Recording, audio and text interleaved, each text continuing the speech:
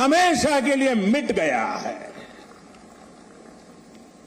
आज कर्तव्य पथ के रूप में नए इतिहास का सृजन हुआ है। मैं सभी देशवासियों को आजादी के इस अमृत काल में गुलामी की एक और पहचान से मुक्ति के लिए बहुत बहुत बधाई देता हूं। साथियों, आज इंडिया गेट के समीप हमारे राष्ट्र नायक नेताजी सुभाष चंद्र बोस की विशाल प्रतिमा भी, मूर्ति भी स्थापित हुई है। गुलामी के समय यहां ब्रिटिश राज सत्ता के प्रतिनिधि की प्रतिमा लगी हुई थी। आज देश ने उसी स्थान पर नेताजी की मूर्ति की स्थापना करके आधुनिक और सशक्त भारत की प्राण प्रतिष्ठा भी कर दी है। वाकई ये अवसर ऐतिहासिक है, ये अवसर अभूतपूर्व है। हम सभी का सौभाग्य है कि हम आज का ये दिन देख रहे हैं, इसके साक्षी बन रहे हैं। साथियों, सुभाष चंद्र बोस ऐसे महामानव थे जो पद और संसाधनों की चुनौती से परे थे। उनकी स्वीकार्यता ऐसी थी कि पूरा विश्व उन्हें नेता मानता था। उनमें साहस था, स्वाभिमान था, उनके पास विचार थे, विजन था, उनके नेतृत्व की क्षमता थी, नीतियां थी। नेताजी सुभाष कहा करते थे, भारत वो देश नहीं जो अपने गौरवमयी इतिहास को भुला दे। भारत का गौरवमयी इतिहास हर भारतीय के खून में है, उसकी परंपराओं में है। नेताजी सुभाष भारत की विरासत पर गर्व करते थे और भारत को जल्द से जल्द आधुनिक भी बनाना चाहते थे। अगर आजादी के बाद हमारा भारत सुभाष बाबू की राह पर चला होता तो आज देश कितनी ऊंचाइयों पर होता। लेकिन दुर्भाग्य से आजादी के बाद हमारे इस महान नायक को भुला दिया गया। उनके विचारों को, उनसे जुड़े प्रतीकों तक को नजरअंदाज कर दिया गया। सुभाष बाबू के 125वें जयंती वर्ष के आयोजन के अवसर पर मुझे कोलकाता में उनके घर जाने का सौभाग्य मिला था। नेताजी से जुड़े स्थान पर उनकी जो अनंत ऊर्जा थी, मैंने उसे महसूस किया।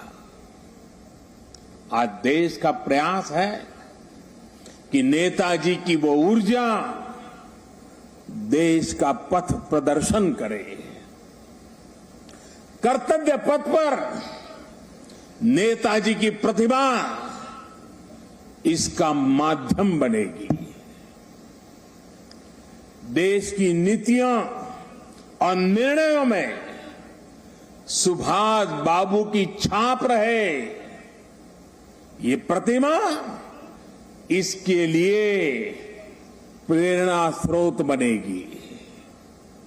भाइयों और बहनों, पिछले 8 वर्षों में हमने एक के बाद एक ऐसे कितने ही निर्णय लिए हैं जिन पर नेताजी के आदर्शों और सपनों की छाप है। नेताजी सुभाष अखंड भारत के पहले प्रधान थे जिन्होंने 1947 से भी पहले अंडमान को आजाद कराकर तिरंगा फहराया था। उस वक्त उन्होंने कल्पना की थी कि लाल किले पर तिरंगा फहराने की क्या अनुभूति होगी।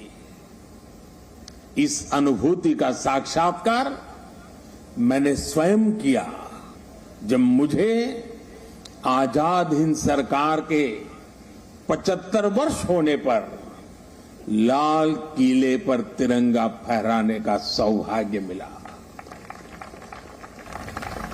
हमारी ही सरकार के प्रयास से लाल किले में नेताजी और आजाद हिंद फौज से जुड़ा म्यूजियम भी बनाया गया है।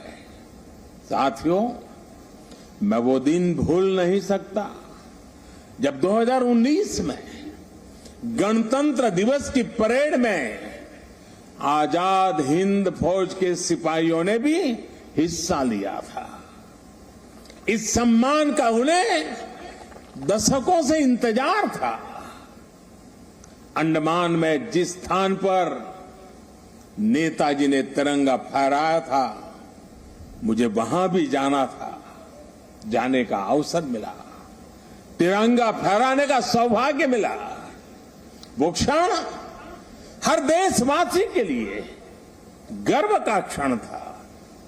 भाई और बहनों, अंडमान के वो द्वीप जिसे नेताजी ने सबसे पहले आजादी दिलाई थी, वो भी कुछ समय पहले तक गुलामी की निशानियों को ढोने के लिए मजबूर थे।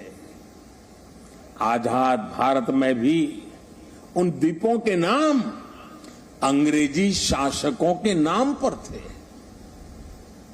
हमने गुलामी की उन निशानियों को मिटाकर इन द्वीपों को नेताजी सुभाष से जोड़कर भारतीय नाम दिए, भारतीय पहचान दी। साथियों, आजादी के 75 वर्ष पूरे होने पर देश ने अपने लिए 5 प्राणों का विजन रखा है।